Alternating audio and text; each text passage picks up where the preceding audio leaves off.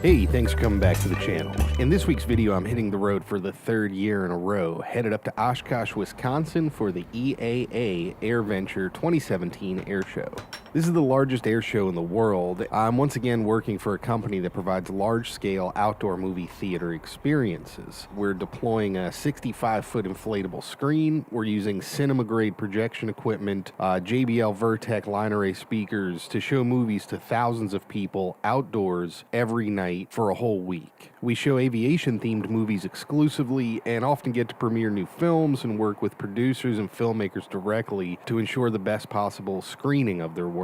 We spend 2 days trucking the equipment up from the DC area to Wisconsin, from DC through Maryland, Pennsylvania, West Virginia, Ohio, Indiana, Illinois, and finally into Wisconsin. At the end of a good first day, we were happy to get off the road. With some quick Google Maps work on my iPad and some phone calls from the navigator seat, I was able to track down a hotel with the rooms we needed and the truck parking that we needed, a few exits up the road from where we ate, so we could get off the road and get some sleep.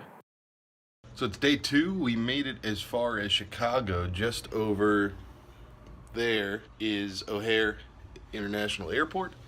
And today we're going to drive up to Wisconsin. So the weather last night took a real turn for the worse. Last little while was spent, trying to find a hotel after dinner and driving through one of the most unbelievable storms.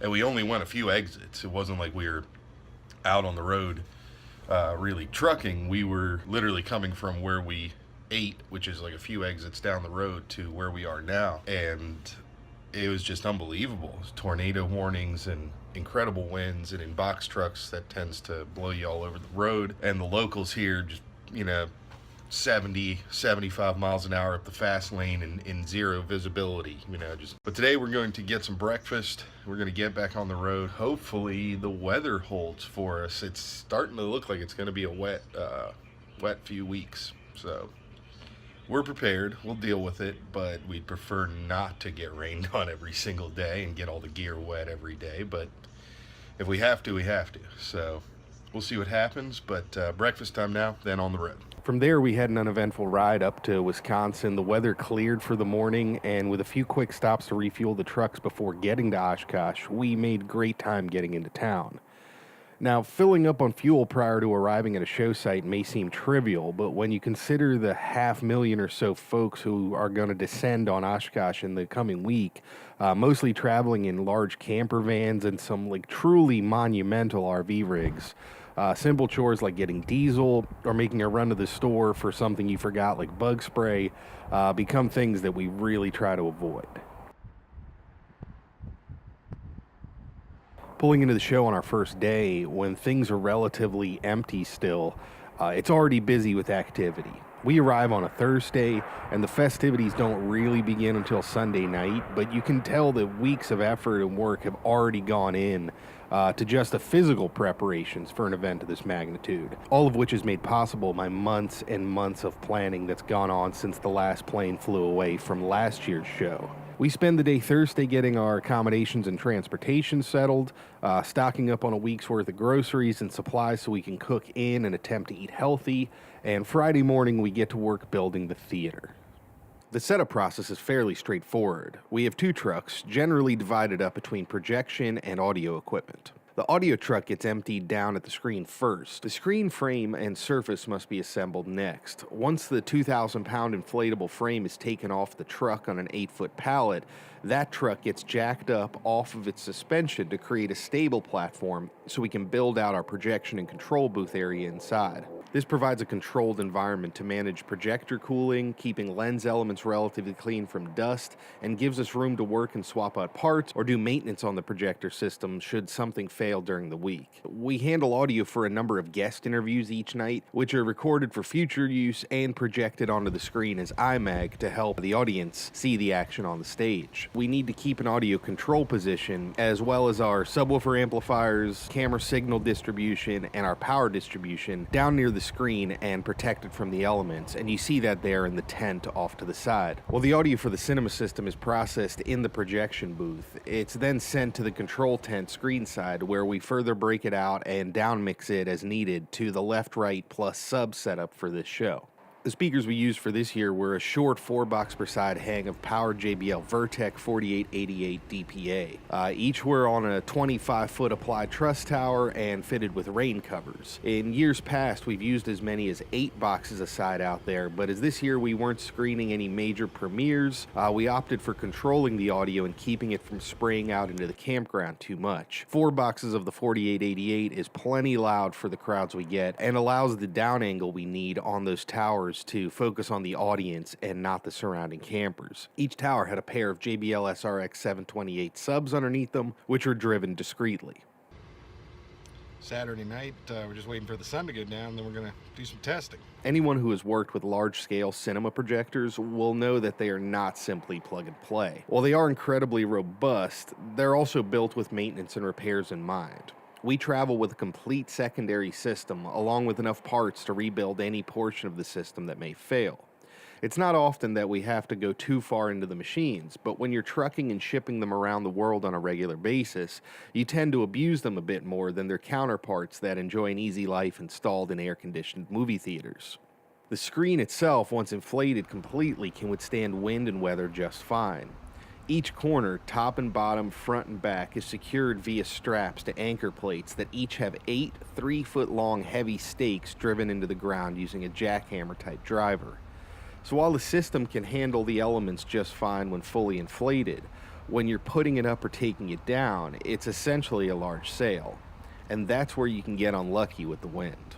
Unfortunately, the other night we had a pretty good windstorm. Our first night we weren't actually able to show a movie, which, we hate not to be able to put on a show, but unfortunately the conditions were just too dangerous. We got a really big gust at one point, and as we were trying to get the screen down, unfortunately I got hung up in one of the rigging lines. You can see it grabbed me. A line that was on the ground came taut very quickly.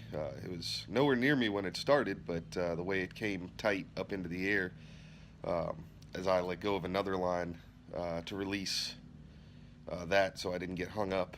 Another one grabbed me under the neck and threw me about 12 feet in the air, and I landed down, luckily, in a big mud puddle. That was kind of disgusting, but mostly broke my fall.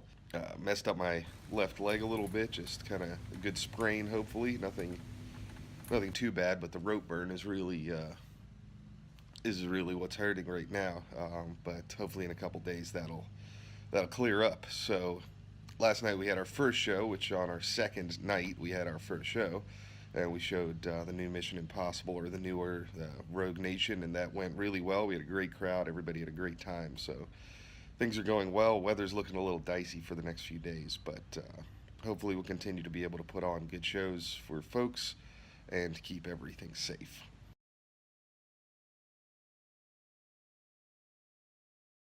Alright, it's Thursday. Figure I'd do a quick update. Feeling better, so that's good. My ankle's going down. This is current rope burn situation.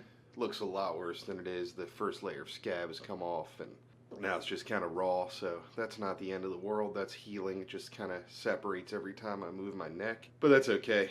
The current ankle situation, it's tough because I'm here, or on the road, and I want to do the work. I want to get out there and help and be useful, but the more I walk on it, the worse it gets, and the less useful I'm going to be in the future and in the coming days. That's it for today. Hopefully tomorrow will be better. We ended up having a successful week of shows after the poor weather on opening night. We got lots of rain and storms, but the wind settled down quite a bit. We had some incredible interviews, showed some really fun movies, and got everyone back home in one piece.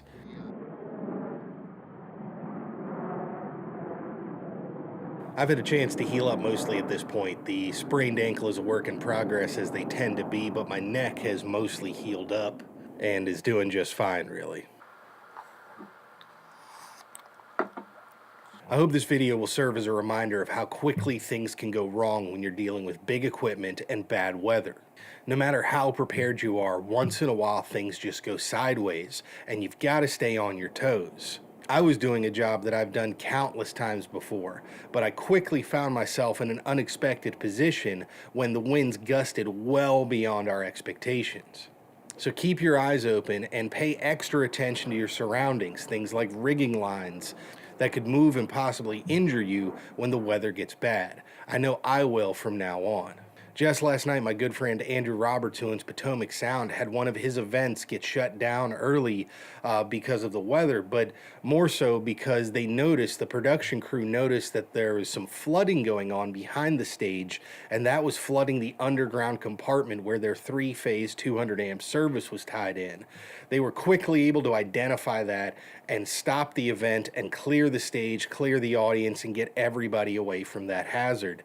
And it's quick thinking like that and taking action right away, getting people out of harm's way, that in that scenario likely saved lives. You can always deal with the insurance companies later down the road, getting gear replaced or repaired if it gets damaged in an inclement weather situation, but it is never worth putting yourself, your body, at risk trying to save gear when you're up against weather. You are almost undoubtedly going to lose that fight every time.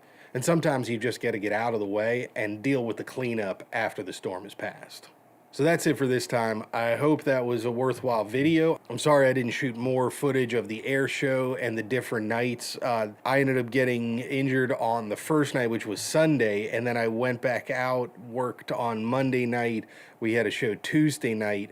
Wednesday, I woke up and just felt like I had been in a car wreck. I just sore everywhere. So Wednesday, I sat it out. But then we had shows Thursday, Friday, Saturday, and I was back at our house that we stay at every day, just with my foot up, icing my ankle and doing that kind of stuff. So I didn't really get back out to the show other than for the nighttime program that we do. So I really, at that point, just didn't get a whole lot of time to be out at the air show. So I hope this video is worth watching, and I've got more coming up in the next few days.